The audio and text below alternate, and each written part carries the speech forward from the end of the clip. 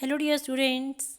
Today we are going to start chapter number 6 of our English grammar book, Essentials of English Grammar and Composition. And the name of the chapter is Verbs. Here, this is one of the most important chapter because it is a foundation of our so many chapters, that is chapter number 6 to chapter number 12. These all chapters are related to verbs, and in this chapter number 6, we will come to know about the basic rules and knowledge regarding the word verbs. So, let us start learning about verbs. What is verb?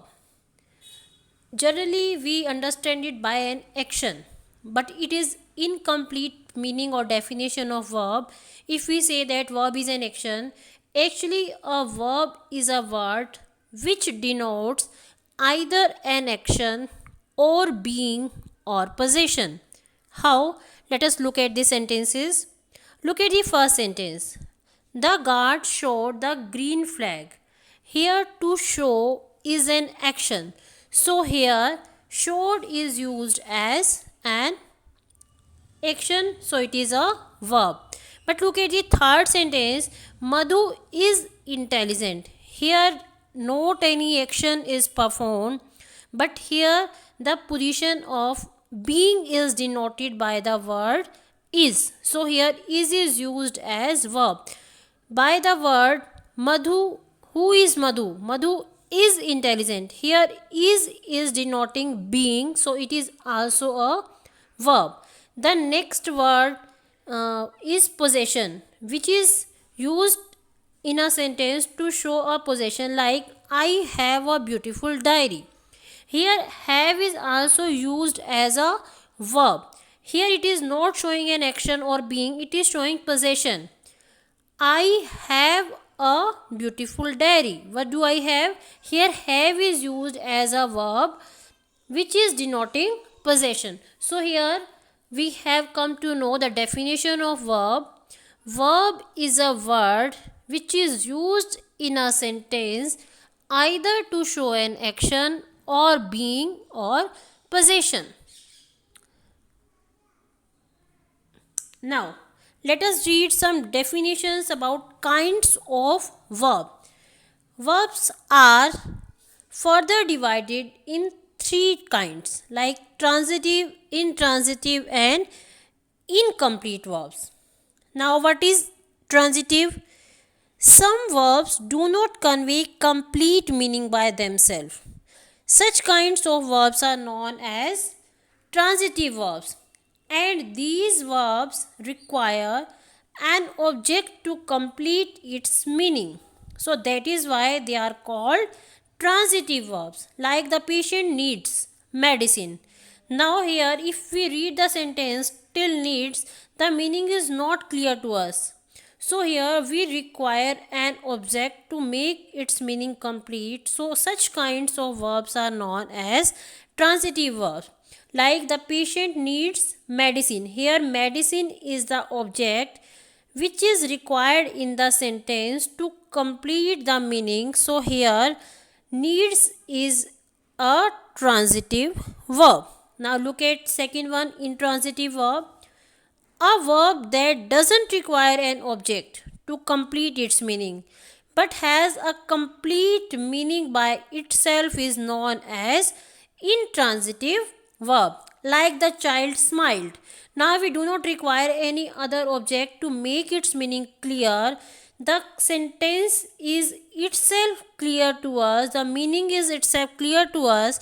So, such kind of verbs are known as intransitive verbs, which do not require any other word or any other object to make its meaning clear. So, these verbs are known as intransitive verbs. Next one is incomplete verb. There are some verbs which do not require object but require some words to make the meaning clear, like the teacher is intelligent. Now, the word intelligent is needed to complete the meaning, but here intelligent is not our object. Here, intelligent is complement for the teacher. So, here the verbs which require complement to make its meaning clear, that are known as incomplete verbs. Now, look at the difference between transitive and incomplete. Transitive verbs require object to make the meaning clear, but incomplete verbs require complement to make the meaning clear. Like the bus is late.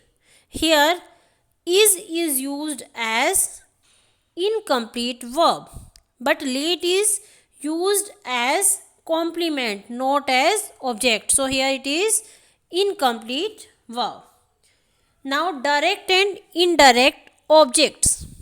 Some verbs can have two objects, like Mr. Hussein bought Akram an iPod. Here we are having two objects with us, Akram and iPod. Now, which is direct object and which one is indirect object? Here the answer is, when we get the answer of what, that is direct object, and whom is the indirect object. Now what is given? iPod. So here iPod is direct object, and to whom it was given? It was given to Akram. So Akram here is indirect object. Although there are not any exercise in this chapter regarding these basic things, but still we have to understand these things very deeply, because they are the basic foundations for our further chapters. So here direct object means a noun or pronoun that directly receives the action denoted by the verb in the sentence is called direct object. What? The answer to the what question is direct object. What? Indirect object. A noun or pronoun that receives the direct object is called indirect object, or we can say the answer to the whom question is the indirect object. Now look at one more example. Dr. Singh taught us science. Now what was taught? Science. So science is direct object. To whom it was taught? Us. So here us is indirect object. Now look at some other kinds of verbs. Auxiliary and main verbs. Each and every kind of verb is either auxiliary or main. Like main verbs are, look at these 14 verbs, these are auxiliary verbs, and out of the three are encircled: be, have, and do. These three are encircled, except these three others are modals, and these three verbs are auxiliary verbs as well as main verbs, because these three which are encircled, they can be either used as main verb or it can be used as auxiliary verbs. Auxiliary means helping verbs, like be. Ram is a good boy. Ram is intelligent. Mother was satisfied. Is, am, are, was, were, they come under be, and have is also an helping verb. So here these are the verbs which can be used like main verb or helping verb. So these three encircled are auxiliary and main verbs, and others are which are not encircled, they are known as auxiliary verbs, and they are modals also. Now modal chapter, as we have already done it. Now finite and non-finite verbs.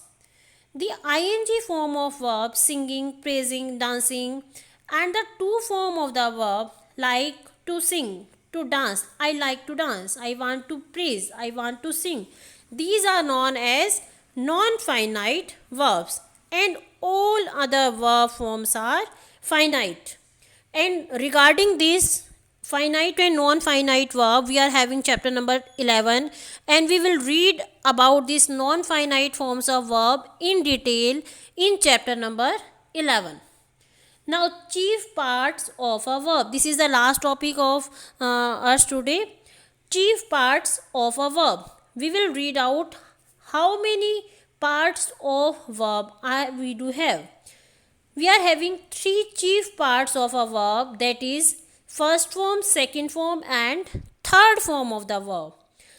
First form is known as present tense, second form is known as past tense, but third form is not known as future tense. Third form is known as past participle, like go, went and gone. Here go is used as present tense in a sentence, went is used as past tense in a sentence and gone is used as past participle in a sentence. So till here I hope you all are too much clear about that. And today this is how we have studied about transitive, intransitive and incomplete verb, direct and indirect object, auxiliary and main verbs, finite and non-finite verbs and chief parts of a verb. Thank you.